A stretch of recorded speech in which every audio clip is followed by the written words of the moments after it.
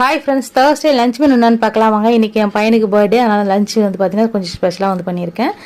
பிரியாணி கத்திரிக்காய் தான் பண்ணியிருக்கேன். கொஞ்சம் ஆயிலெலாம் கம்மியாக விட்டு பண்ணலாம் அப்படி இருக்குது. அதுக்கப்புறம் வந்து பார்த்தீங்கன்னா ஆனியன் தயிர் பச்சடி, குலோப் ஜாமுன் வந்து பார்த்தீங்கன்னா கொஞ்சம் நிறையவே பண்ணியிருந்தேன். நேற்றுலாம் கொஞ்சம் சாப்பிட்டு காலி பண்ணாங்க. அதுக்கப்புறம் எல்லாருக்கும் கொஞ்சம் கொஞ்சம் எடுத்து வச்சுருக்கேன். ஊருக்கு கொஞ்சம் கொடுத்து அனுப்பலாம்னு சொல்லிட்டு அத்தை வந்திருக்காங்க. அப்புறம் அண்ணா வீட்டுக்குலாம் போவாங்களா, பசங்களுக்கு கொடுக்கலாம்னு சொல்லிட்டு கொஞ்சம் பாக்ஸில் போட்டு ஃப்ரிட்ஜில் வச்சாச்சு.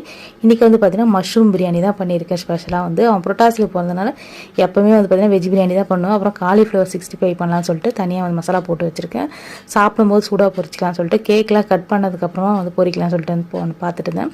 அப்புறம் கேக் வாங்க போனாங்க. ரொம்ப நேரம் ஆச்சு. சரி பொரிச்சு வச்சிட்டோம்னா கேக்லாம் கட் பண்ணி சாப்பிட்டு அப்படியே சாப்பிட்றதுக்கு கரெக்டாக இருக்குமேன்னு சொல்லிட்டு அதையும் வந்து பொரிச்சிட்டே இருக்கேன். இந்த வீடியோ பிடிச்சினா மறக்காமல் லைக் பண்ணுங்கள், ஷேர் பண்ணுங்கள், சப்ஸ்கிரைப் பண்ணுங்கள்.